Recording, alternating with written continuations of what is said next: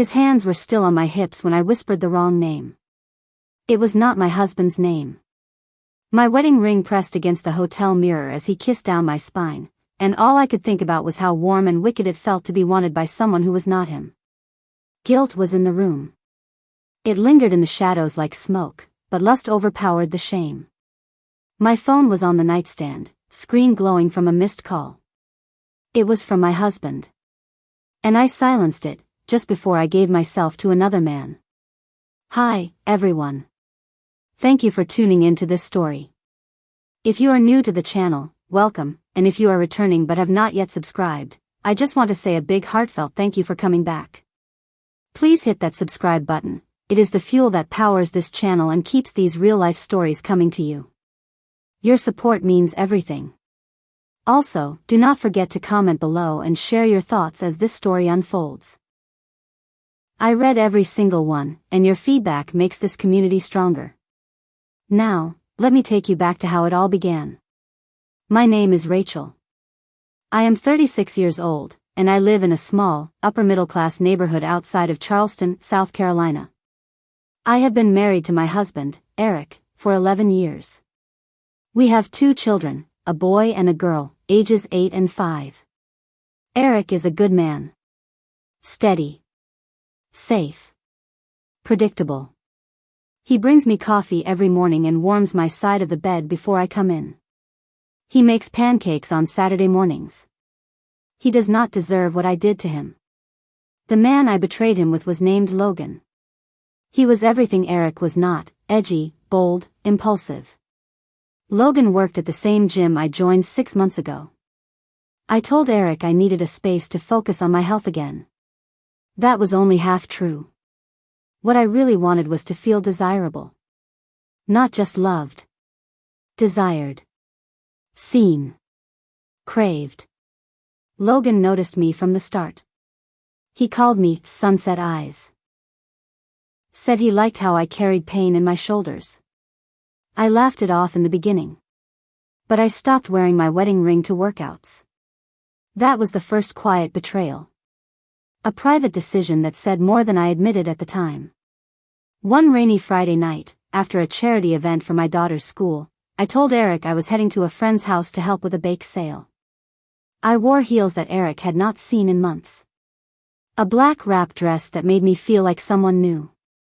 And under that dress, I wore nothing but perfume. I met Logan at a Marriott just 20 minutes from home. He had already booked the room. I told myself I would not go through with it.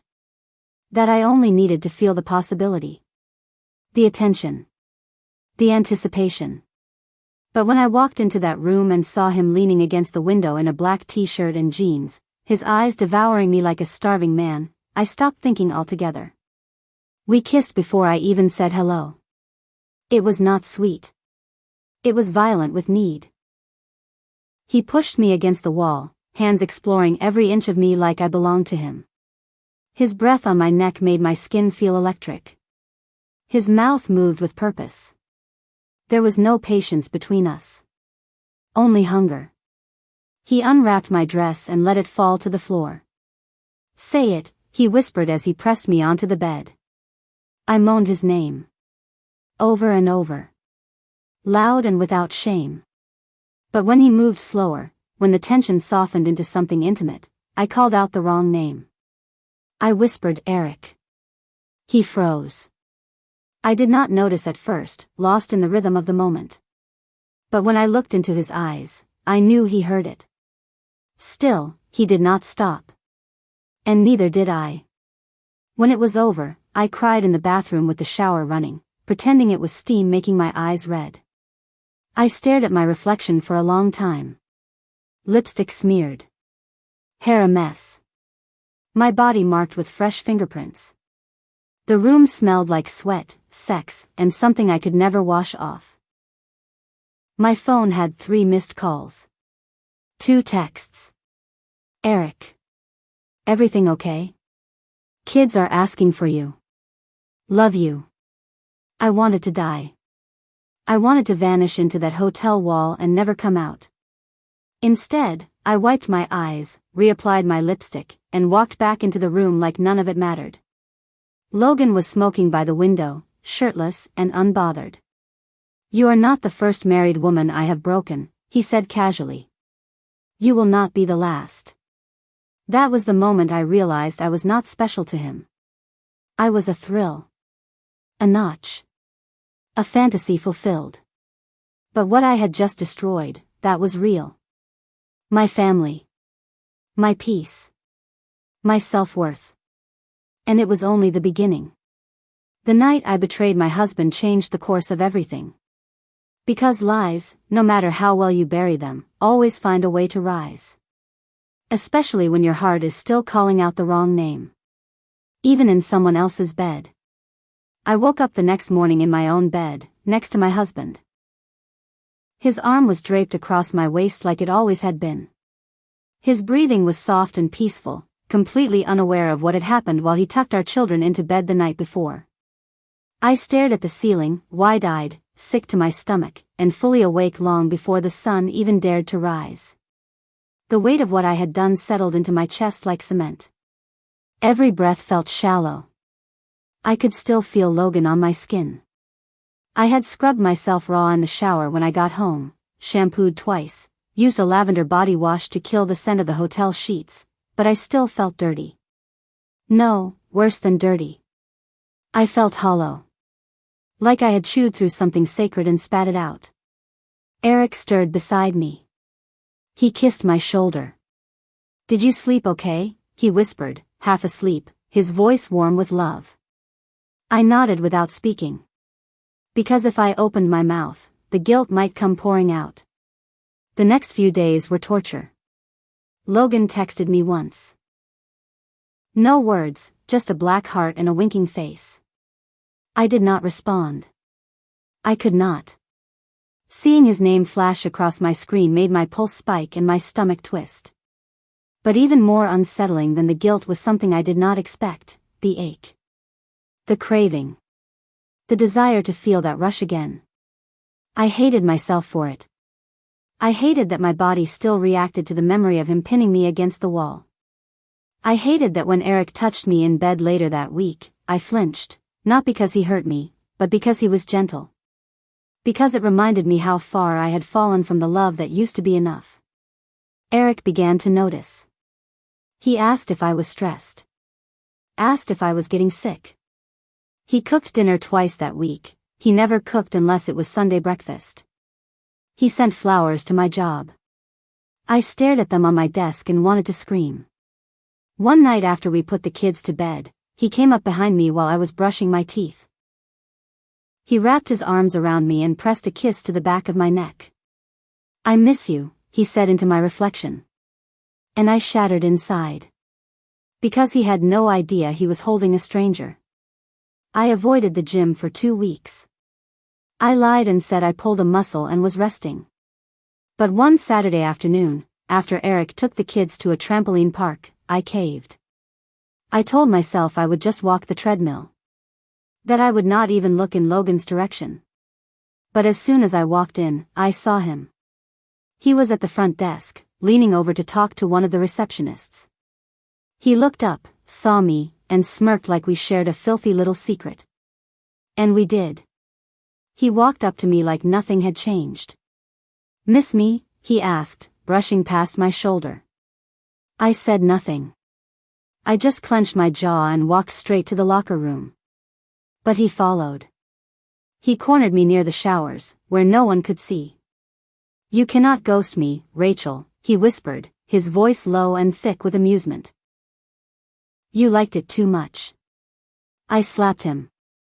Right across the face. The sound echoed. He stepped back, eyes wide, stunned. Then he smiled. And I realized something horrifying. He liked it. The drama. The chaos. The thrill of breaking good women. I stormed out of the gym without looking back. Later that night, an anonymous text came to Eric's phone. I watched his face shift as he read it. He looked confused, then concerned. "Do you know anyone named Logan?" he asked, turning his phone toward me. It was a screenshot of a hotel reservation. My name was listed as the guest. The timestamp was from the night I claimed to be at my friend's house. I felt the blood drain from my face. My mouth went dry. I lied instantly. Said it must be spam. Said I had no idea what he was talking about. Eric believed me. Or at least he wanted to. But a seed had been planted. And it was beginning to rot. I started sleeping with one eye open. Checking my phone constantly. Deleting messages. Locking every app. I could not eat. I could not focus. I was spiraling. Every time Eric touched me, I felt like crying. He was still loving me like I was whole. And I was not. I was cracked in places he could not see. One afternoon, while folding laundry, I found a shirt in Eric's drawer that I had never seen before. A men's polo with a different brand tag. Not his size. My chest tightened. Was it a gift? A mistake? Or was he starting to doubt me, and testing the waters of revenge? Paranoia ate at me. Because when you betray someone you love, you begin to fear they might do the same. 2 weeks later, Logan showed up at my workplace. He walked into the parking lot like he belonged there. Leaned against my car and waited until I came out. I froze when I saw him. "Get away from my car," I hissed. He laughed. "Relax. I just wanted to say goodbye." "Goodbye?" "Yeah. You ruined the chase. It is not fun anymore when they cry afterward." And then he walked away. Just like that. No fight. No drama. Just gone. And I stood there, completely numb. That night, I sat at the kitchen table and watched Eric play Uno with our kids. His eyes crinkled when he smiled. He made silly jokes. He high-fived our son and let our daughter win without letting her know. I felt something snap inside me. Not guilt. Not even fear. It was grief. Because I knew, eventually, the truth would come out. And when it did, this picture-perfect life we had built would never look the same again. I had let something dark in. And it was beginning to poison everything. I woke up to the sound of the front door slamming. It was 6:12 a.m. Eric never left the house that early, not without saying goodbye, not without coffee, not without kissing the kids' foreheads while they were still asleep. I jumped out of bed, ran to the window, and watched his car disappear down the street. Something was wrong. And deep down, I already knew what it was. I checked my phone. Nothing.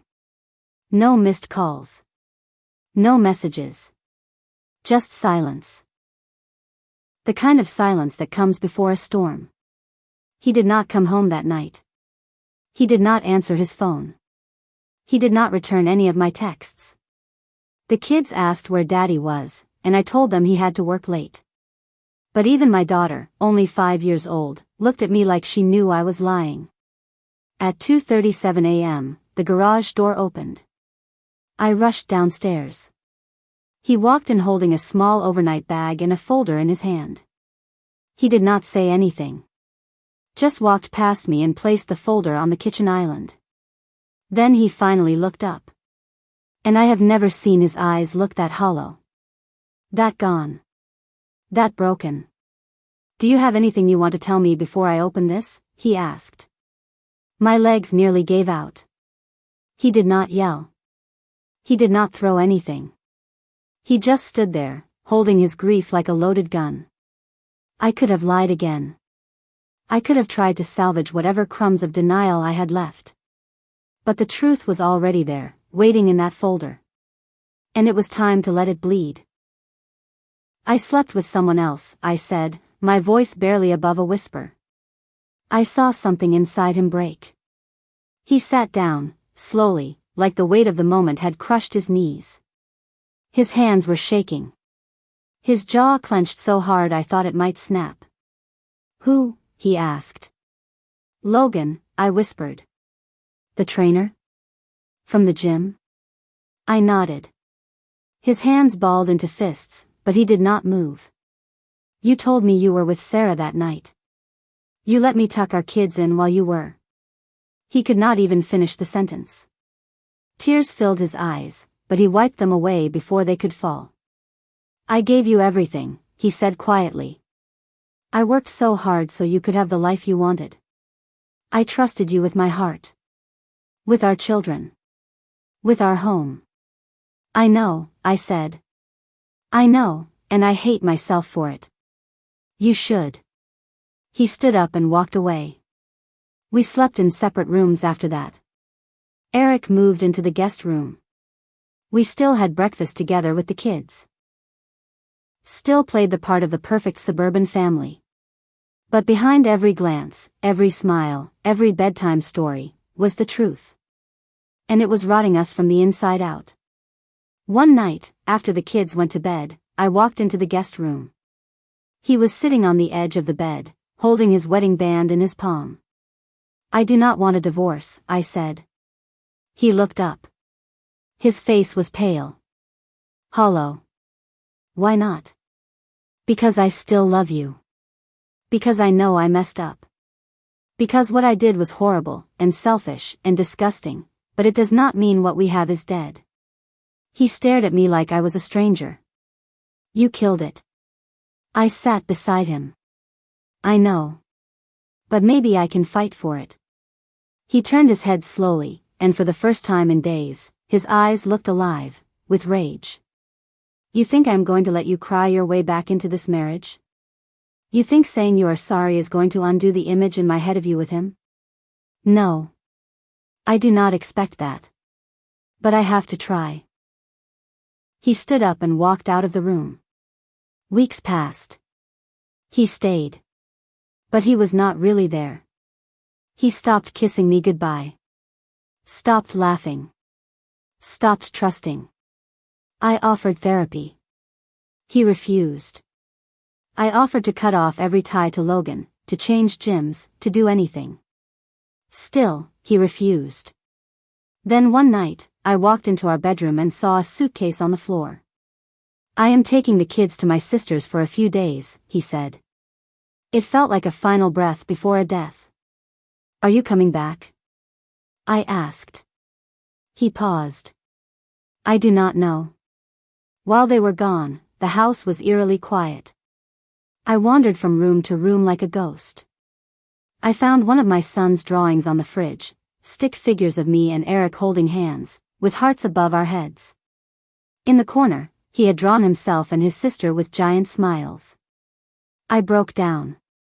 I collapsed to the floor and sobbed until my ribs ached. Because I had not just betrayed my husband. I had betrayed my children. I had betrayed the image they held of love, of family, of security. Then came the twist. 3 days later, Eric returned. Not with the kids, but with Logan. They walked into the house together like a bomb about to detonate. Logan looked smug. Eric looked destroyed. What the hell is this? I asked. Eric handed me a flash drive. Play it, he said. I plugged it into the laptop. My stomach dropped. It was security footage. From the hotel hallway. Me. In that black dress. Logan holding my waist. Kissing me as we walked into the room. I covered my mouth. I could not breathe. Eric stared at me with dead eyes. You lied. Then you lied again. And he pointed at Logan. Has been messaging me for weeks. Logan smirked. She was just one of many, he said. But she was the one who came back begging. I turned to him, horrified. You messaged him? He nodded.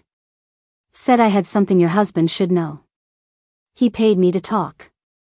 You broke the rules, sweetheart.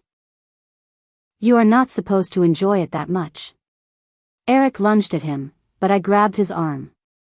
Get out, I screamed. Get out of my house. Logan laughed and walked out. Eric stood still, breathing heavy. He turned to me slowly. You let a monster into our home. Into our marriage. I know, I whispered. But you brought him back. Because I needed to know how far you really fell. He walked out the door again. And this time, I did not know if he would ever come back. 3 months later, we started therapy. Not because we wanted to save the marriage, but because we had to raise 2 children in the wreckage. Eric and I are still together today. But nothing is the same. We do not sleep in the same bed. We do not say, I love you, like we used to. We function. We parent. We coexist. He says he does not forgive me. And I do not blame him. Because the night I betrayed him almost destroyed our family. And maybe the cruelest part of it all is that I only needed that one night to burn everything we had built for over a decade. And no matter how much time passes, I will never forget the look on his face when he realized that the woman he loved was the one who hurt him most.